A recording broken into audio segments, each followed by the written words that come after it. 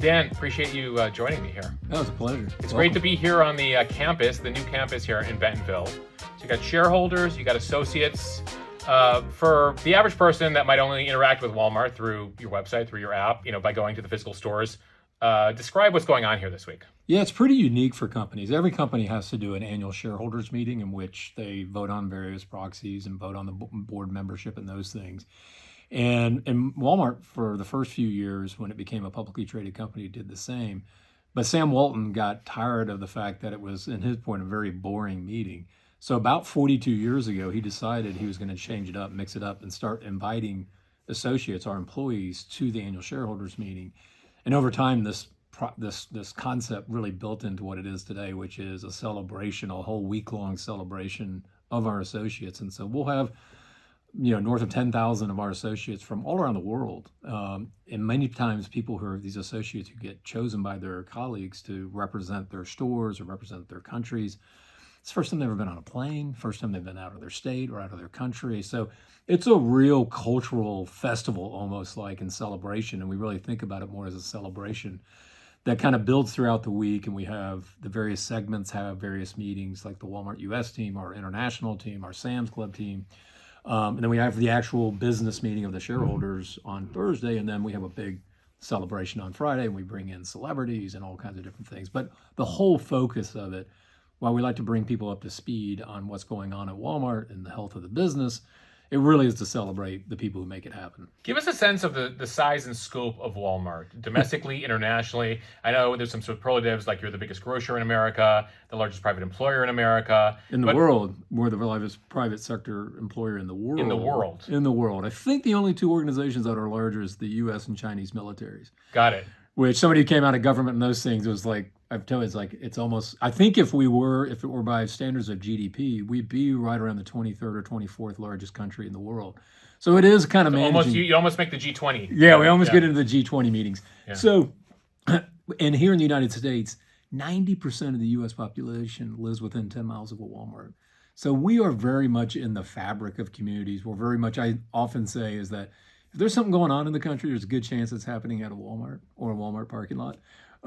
We are really a mirror of society. And so, which is cool in so many different respects because we serve these communities, we're in these communities. So when you have when I think about like historic events like Katrina or things that we have when the pandemic and those, people turn to Walmart in those times because we're able to use our scale for good in those times of crises. And then on everyday items and everyday, our mission here, our mission purpose is save people money so they can live better. And we think about that in a lot of different ways, not just literally having you save money, but when you're able to save money and do things or save time increasingly, which is our brand prospect is delivery and things like that. You can shop us on your iPhone as much as you can going into a store. We're giving you a better life because these things that are tedious to you, like, oh my gosh, I got to do my grocery shop or I got to do these things. We can make that so much easier now. And so it's been a transformation since I've been at the company, now going on almost 13 years, to see this transformation of a storied brand like Walmart that's been around for, more than 6 decades, showing up in a different way. And that's one of the themes of the week here is kind of who knew? It's kind of what's hiding in plain sight. Things you think Walmart, but we're now serving people in a very different way. And people are starting to see a different side of Walmart than maybe we're not our grandparents' Walmart anymore. Yeah, that's a theme I've heard here, especially, one thing you mentioned this morning, or one of the folks mentioned this morning is drone delivery, AI technology. Give us a sense for where Walmart is going next.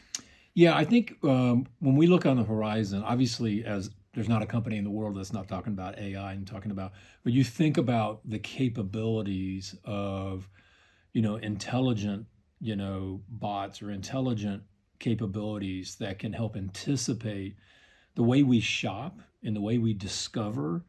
Used to be in a search bar, is in a search bar on Google or product searches by various retailers and things like that. The process now is going to be anticipatory, and we're talking about how we'll have our own version of our digital assistant, Sparky, and those things. And the more it gets to understand your habits, your purchase habits, the parts of shopping that you don't like, the friction of, oh my gosh, am I out of eggs or not, or milk or bread or these things, or do I need toilet paper? I think in the future, those things will just be on replenish.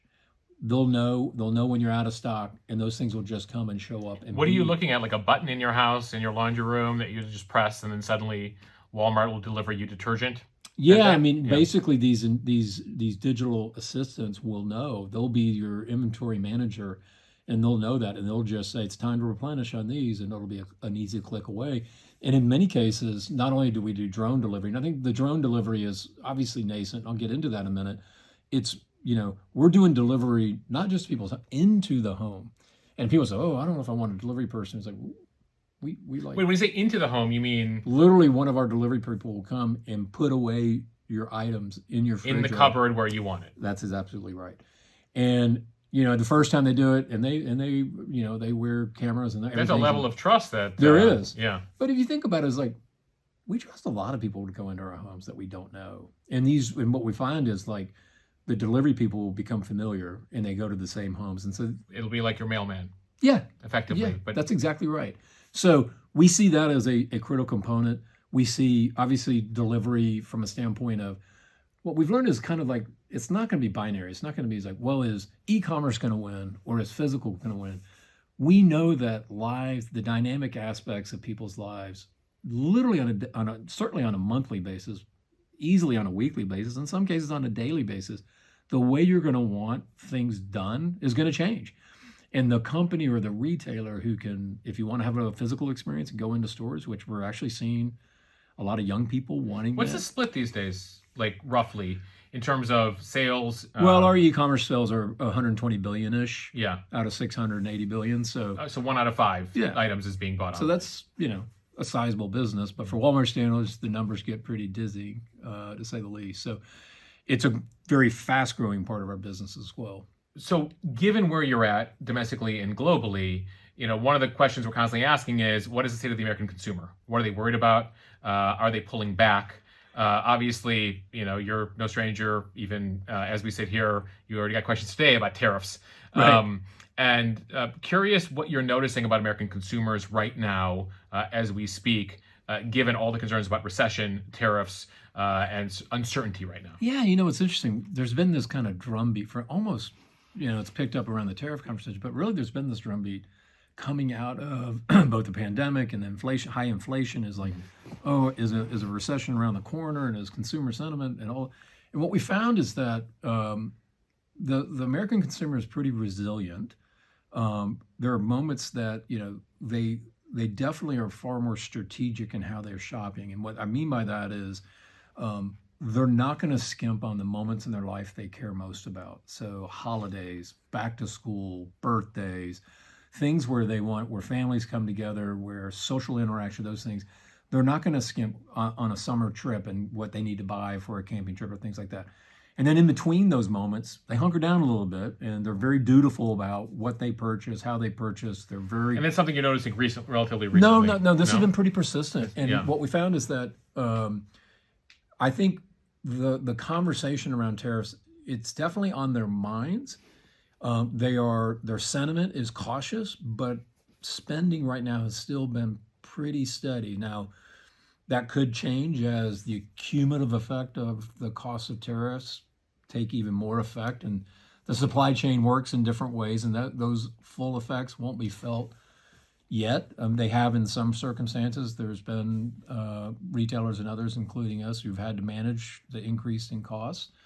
And that will grow. Now, policies could change, so I'm not going to predict the future entirely because it's been a very fluid Right, there's a lot of policy uncertainty environment. because there's a lot of temporary That's right. deals in place, and when we talk a month from now, these temporary deals are up in July. Yeah.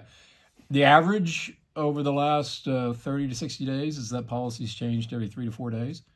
So, yeah, and that for businesses is challenging as well. Yeah. Because particularly when you talk about supply chains and lead times, that in order to anticipate what customers want, we got to have them on the shelves. That whole process is a very complicated one, as you can probably imagine. Yeah, I mean, And you that's said just earlier here in the United today States. that like the one thing we're looking for right now is predictability. That's right. Yeah. And we operate in 18 countries around the world. We source from, dozens of countries, 40, 50 countries. So it's complex. Now, we're used to complexity. We're used to dealing in very challenging environments during the pandemic. A lot of times, where supply chain disruptions are something that our teams are used to managing. So we typically thrive in these moments in the sense that we rise to the occasion. And one thing that's very clear that our brand proposition was built on save people money and so they can live better, everyday low prices. And so regardless of what that environment looks like, we're going to have price leadership. We're still going to be a place customers can go to seek value. And I think the more noise there's out there in the ether about costs and those things, we think we're a natural safe haven for customers because they've trusted us for so long to have low prices. Talk to me about how you're approaching price increases. There's been a lot of headlines just out in the past couple of days, people noticing, even Walmart employees posting various price increases. Was struck last month, actually was one of the videos that got the most attention, was John David Rainey on CNBC talking about how you're approaching price increases, that it's not necessarily like that item might not be tied to a place with high tariffs, but you're looking across the inventory. So, you guys have prided yourselves on being transparent with the customers here. How are you approaching price increases? Where can we expect potential price increases, and how are you going through that process right now? One thing is, like, when you see all these things on social media, it is important to understand that on any given day, in any given quarter or month, before tariffs even happen, there's constantly price changes. It's a dynamic marketplace. We're marking things down. We're marking things up. Employees are constantly having to change. So sometimes they don't even have the context for why a price might be changing. Now, as we stated in our earnings, because of the unpredictability that we've been talking about, we could not give proper guidance on our operating income for the second quarter, and we felt like we had to give an explanation for why that was the case. Just to put that in basic terms, that's very rare for a company not to be able to put guidance out. It is, but the volatility everybody's experienced is one that we didn't think we could and responsibly say what a range could be, and that's why. And you've seen multiple companies pull their guidance in that regard. And so, having said that, we are going to look at it across. We have a broad assortment. And there's going to be places where we're going to want to continue to play offense. Like I said, an environment like this where costs are increasing, we thrive on lowering costs as much as possible. And what we're telling people is, like, there's going to be circumstances where it's going to be impossible for prices not to go up. But that doesn't mean it's across the board. And there's going to be areas where we're going to want to make sure that we maintain trust with our customers. I've shared previously, there's going to be seasonal moments or holiday moments that we're going to want to make sure we quote unquote win, like back to school and things like that. We want to be the destination for all your back to school goods. So then we may choose not to raise prices on certain fast moving items that can help grow market share. But at the end of the day, I think what will be obvious, unfortunately, to the American consumer is that retailers across the spectrum are going to be operating in a higher cost environment. And that just is going to unfortunately reflect on what the prices are on the shelves. So, the president famously a couple of weeks ago said, Walmart needs to eat the tariffs. To what extent is Walmart eating the tariffs, and explain how you guys reacted to that? Like, how does a company like Walmart, with the size and scale of Walmart, go about looking at the increased costs and deciding, okay, we can take this much of a hit to our profits? Yeah. Look, we're a retailer. We're trying to serve customers. We're not a political entity, so we're not comfortable being brought into the political debate. Understanding that there is a lot of what President Trump is attempting to do is to level the playing field with various countries, and we're not passing judgment on his approach to that. But what we want to do is be able to share factually what the conditions are with the American consumer. We felt like we had an obligation with our investors to share as well why we were making changes to our, operating income estimates and those things, or at least guidance. And so, but we're also sharing with policymakers, the White House and others beforehand. So this was not, us saying this publicly shouldn't have been a surprise to anybody, because we were sharing as well privately. And so we understand that. We understand that the environment we're operating in, and it's a politically charged environment. And so different sides of the political equation are going to try to take things to advance their political agenda. So obviously we go into that knowing that that's a risk, or that's something that could happen. But we're not passing judgment. We're just purveying facts and the facts to our investor base. So, but at the end of the day, again, I can't stress this enough. When you look out over the horizon in the coming weeks in the marketplace, Walmart will still maintain price leadership because that's where we have cut our teeth with, and it's in our core DNA. When you say price leadership, you mean you will have the lowest price? We think relative to the marketplace, we will still be the place most shoppers go to seek value and get lower prices.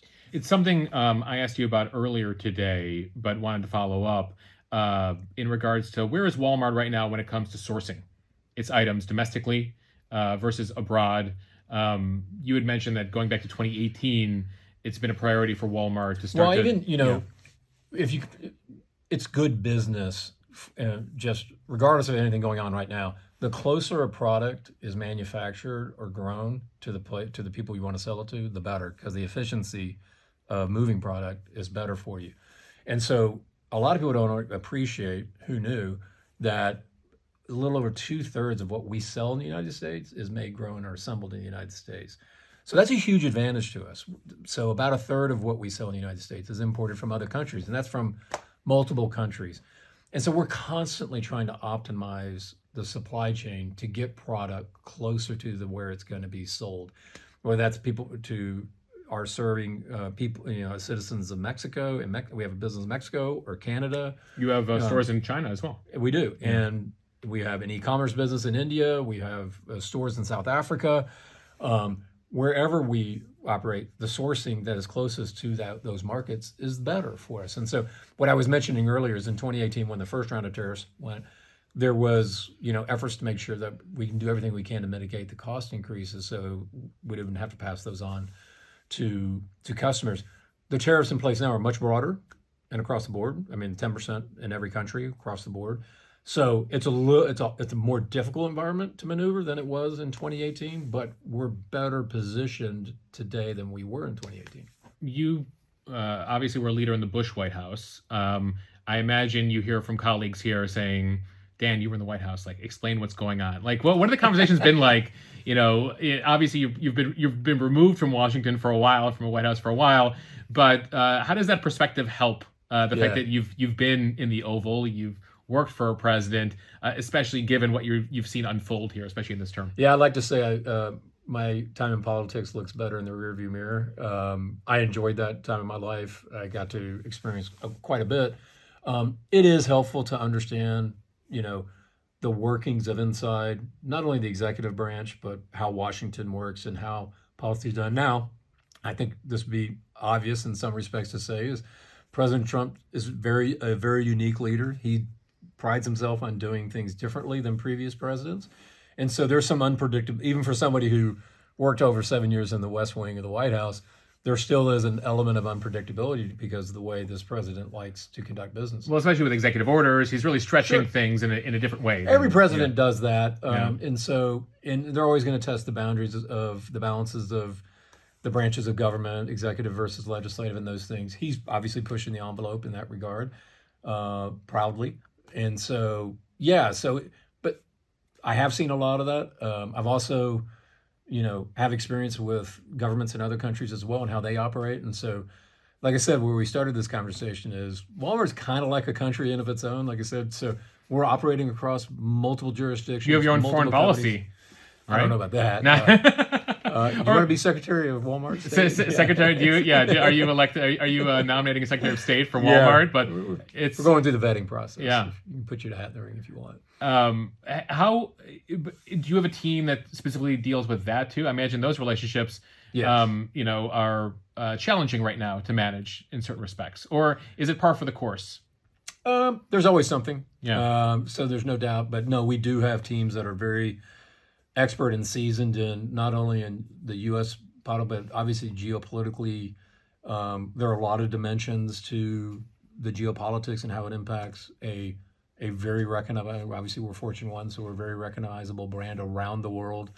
And so we have to have teams around the world that understand that and can help manage that. And because at the end of the day, what we try to do is help enable the business to operate in these markets. And the public has a say in that. And the public is obviously a reflection of the political structure and the elected officials, or not elected in some of the markets we operate in. So it's it's a fascinating part of the job. It's one of the really cool parts of my job is to be able to help manage that and lean on some of the experiences, a lot of the experiences I got when I was in government. I wanted to ask one more question on price, just because it was a very popular question I got from my audience. I said, we're talking to Walmart officials. What do you guys want to know? And one concern, especially coming out of COVID and even some of the various investigations from the federal government into certain companies that have into price gouging. The big concern people have is, aren't they just going to use tariffs as an excuse to raise our prices? And so just wanted to throw that question at you.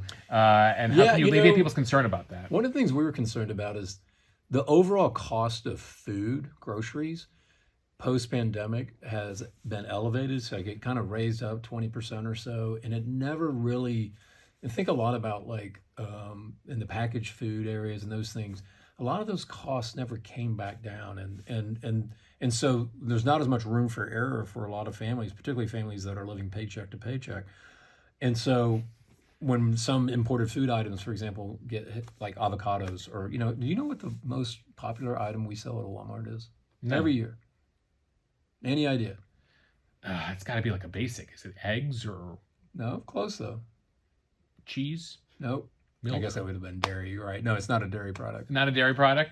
And it's something that's not made in the United States. It's bananas. Bananas. Okay. And so, unfortunately, we can't grow bananas. Come from right. That's something that cannot be brought to America, regardless of what Howard Lutnick has to say. Right? Yeah, right. Exactly. Yeah. So there's now a 10% currently there, and that could change. But right now, there's a 10% tariff on imported items like avocados and bananas and those things. And so, those things are we pay attention to those.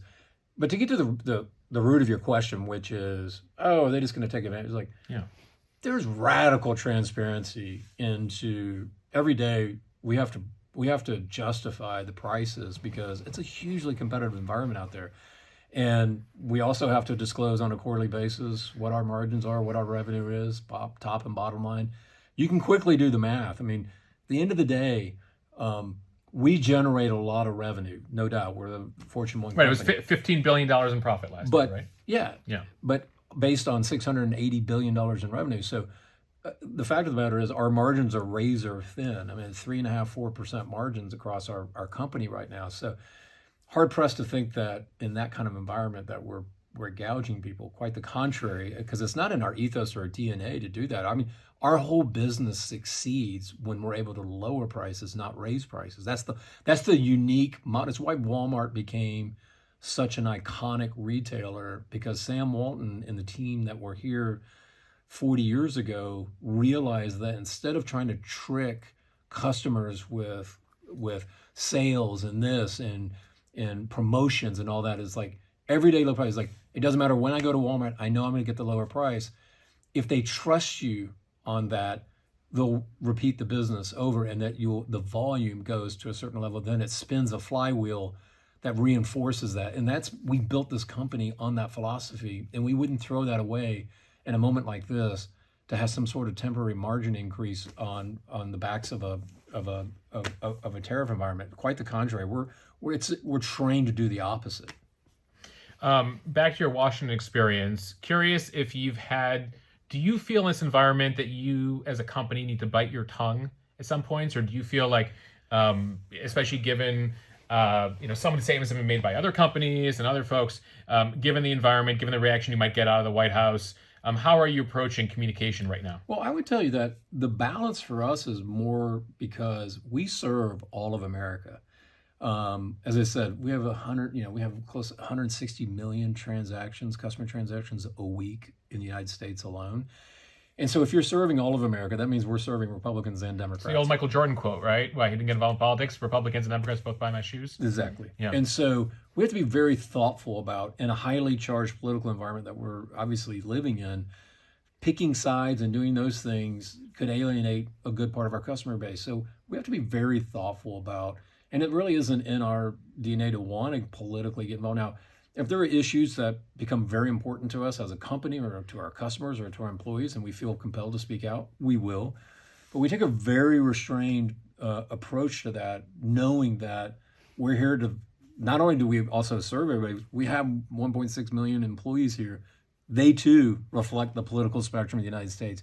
So if we started just weighing in on one side and only being loyal to one side of the political spectrum, then we're gonna dissatisfy a good chunk of our own employees as well. So it's a high bar for us to, and I think what the public, and I know there's been a lot of this talk about companies' roles, and I think what the public is saying is, you know, we know what you're good at, stick, leave the politics to the politicians, and we try to follow that. What you mentioned, the 1.6 million employees here in America. One big topic, especially in the last couple of weeks, has been AI. It was actually striking. There was a story out of Axios. One of the AI CEOs spoke out saying agentic AI is about to blow things up and take out a level of jobs that we haven't seen in a very long time. Remarkably, even former President Obama retweeted it and was like, "Oh my God!" It seemed like he was recognizing it for the first time. How are you approaching AI, especially given how large of an employer you are? And I'm curious, both as an employer and also the consumer side, the consumer-facing side, and how you're approaching each side when it comes to AI. I mentioned earlier a little bit on the consumer side. We're super excited about it. We think this is really one of these seminal moments in which the whole process of product discovery is going to fundamentally change, as it did when the internet came online, and we have search bars and those things. Those are going to be increasingly obsolete, and you're going to have digital assistants that know your habits, know your styles, know what you like and don't like. It's going to be experiential. It's going to be less about, am I looking for this? It's going to be, I have my 13-year-old has a birthday party in 3 weeks, and he's having 10 friends over. Help me do, what should I do and how should I do it? And your digital assistant, your shopping assistant, in our case, his name's Sparky, is going to help take care of all that and give you the list, give you the price, and you'll say, okay, buy it and deliver it. And so I think that part of what AI is going to be able to do is massively exciting. And I think also the tools that we're giving our employees, we're in the early days, to make their lives more simple. And I know, set aside AI, but a lot of people talk about, what about automation and what is that going to do? What we find, they're talking about junior level jobs, and the big concern is that while AI might eventually create more jobs, we're going to have this cliff that we go off of, where we're going to lose more jobs than we gain initially. If you look back in history, anytime there's been massive innovation, there's been disruption. And what the obligation is of both elected officials as well as companies that have the responsibility of employees is are you giving them the tools and the opportunities to better their careers through training and different things like that? And we're spending a lot of time and resources providing education, tuition-free education, these things. So if you are a technician who, or somebody who wants to be a technician who's maybe doing stocking shelves, we can give you the opportunity to advance your career either at Walmart or somewhere else. And so I think that's where the obligation is. But while we can't predict exactly how the future is going to play out, and there are the spectrum we just talked, you talked about one end of the spectrum, which is there's various warnings out there, right? And there's more benevolent, predictions about what's going to happen. But I think all of us, it's incumbent on all of us, we got to be transparent with our employees about what's happening and what our expectations are. And we got to be resourceful in order to provide them paths and opportunities.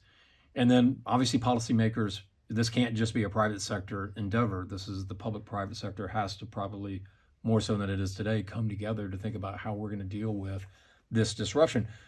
What we know is innovation has always improved the lives of society.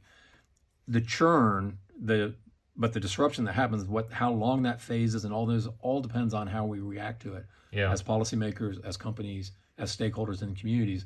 And so that we're at the tip of that movement right now. So it's going to be really interesting and exciting in some ways, and probably anxious for a lot of people in other ways. And so somebody who's a father of 4 young kids, 2 are in college, we think about this a lot, just from what should you be majoring in? Is that a job that's going to exist? What job is going to be there? Yeah, exactly. Yeah, because we had decades with the Industrial Revolution, we had decades even with the Internet Revolution, and they're talking about a matter of months or years with the AI revolution here. Could be. And so we had time to adjust with those previous revolutions. So you're already anticipating that Walmart will be providing education and training opportunities as certain jobs go away and new jobs get created? No doubt about it. Yeah, and while AI might change certain things, that'll allow for us to redeploy associates to work on other customer solving problems or things like that. So we generally think, and I can't predict too far ahead, but when I look at our 5-year horizon, we tend to think here we're going to have about the same size population of employees here in the United States. Just doing different things. Yeah. Want to end here. I mentioned I had your old colleague Dana Perino on Yeah. the podcast recently. She has a new book out with life advice that she got from a variety of folks in her life, her mentors, various life lessons. I'm curious, put you on the spot here. What's the best piece of advice, or some of the best pieces of advice you've ever gotten, Oh, wow. career-wise, or personal life-wise, or both? Yeah, it's interesting because Dana and I go way back, and I had the privilege of working with her and actually helping her career kind of move through. She worked for me in the White House, and a remarkable story. I mean, and what I found with, experiencing, seeing very talented people at the highest levels of government and the highest levels here is that, you know, I've benefited by, humility. I learned a lot of that from President Bush. And even my boss now, Doug McMillan, the CEO of Walmart, is that you can quickly convince yourself that you know everything. You're the president of the United States. You're the CEO of the largest company in the world.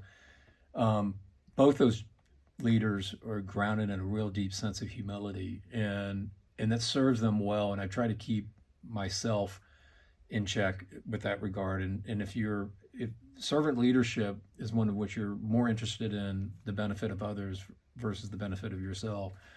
And if you keep your ethos around that, the benefits to yourself will come naturally if you truly concern yourself about others. And so I've been blessed in my career to have, people I could look up to, mentors like George W. Bush and other people who worked in that administration. I think about Andy Carr, the former chief of staff in the White House, and others, how they conducted themselves. And you really learn a lot about people during crises. And unfortunately, both in the White House, I was traveling with President Bush on 9/11 in Air Force One, to dealing with some of the big crises we've dealt with here at Walmart. We had, unfortunately, a mass shooting at our store in El Paso, Texas, many years ago. We've had the pandemic. We've had other issues. It's a character revealing moment when you see people deal with in crises. And what I found is the leaders that really do put others first seem to always rise to the top during those most difficult times. Anything else during crises specifically that you think people will be well served to remember, whether it's a personal crisis or a corporate crisis, or you're running a company? We have a lot of entrepreneurs that listen to the podcast. So it's interesting. I talk to people a lot about this, is that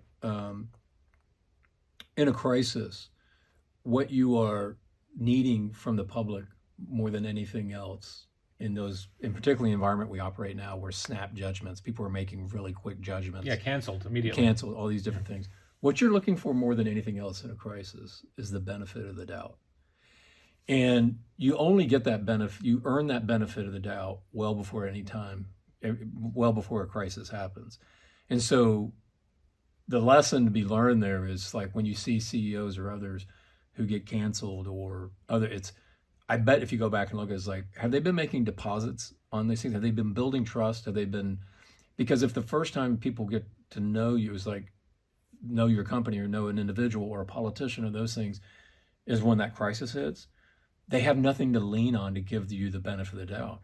What you want them to do is go, hey, I'm hearing that bad thing about Walmart, or that bad thing about this politician or old George W. or whoever. But I know these 3 things about that person. They're a good family. They do this. They care about whatever. And so it's kind of like that old checking account ledger. It's like, a withdrawal's coming somewhere down the road. So how many deposits are you making? Are you making life deposits? Are you making professional deposits? Because withdrawals are coming. They are. You don't know how big it's going to be. And the same thing with personal relationships too, right? Totally. Yeah. Absolutely. And so you got to make sure that account's nice and healthy, because you're going to have to lean on it down the road. By the way, just do you keep in touch with former President Bush? I do. Without revealing too much, have you talked to him in the last few months? Does he have? Because it's interesting, because certain former presidents feel obligated to be very vocal. Sometimes it's we talked a lot about it before he left office, Yeah. and obviously he had a really good model in his father. But I remember him saying, "Hey, Barty," he used to call me Barty, or he still does, Bartlett, short for Bartlett. And he's like, "When the Klieg lights are off, I'm just going to ride off into the sunset." And he's like, "I don't have, I'm leaving stage." And I got to admit, we were frustrated oftentimes when we were in the White House when former presidents were taking, shots from the sidelines. It's like, He just fundamentally believed, like, hey, when I'm off the stage, I'm off the stage. Does that mean that he doesn't care about the issues? Absolutely not. And Right. I mean, there was a lot of pressure on him even in this past campaign. I mean, your former colleague Nicole Wallace, who's obviously gone, she has a show on MSNBC now, etc. Others were like begging him to speak out, right? Yeah. And and there's issues that he cares really passionate about, like PEPFAR, the relief aids on AIDS on the continent of Africa, and those things that have come under some cut with USAID cuts. Yeah. So there's going to be issues that he's going to speak, and he has the Bush Center in which he'll focus those efforts on. But as far as getting into the daily rhythms of politics and calling balls and strikes on what President Trump said today or what Congress did, that's just, he's doing his art, right? Is he still painting? He is, yeah. Playing golf. He's back playing golf. He had a back issue he was dealing with, but he's a grandparent. He's loving life. Dan, it's been great chatting. Yeah. Thanks again for coming.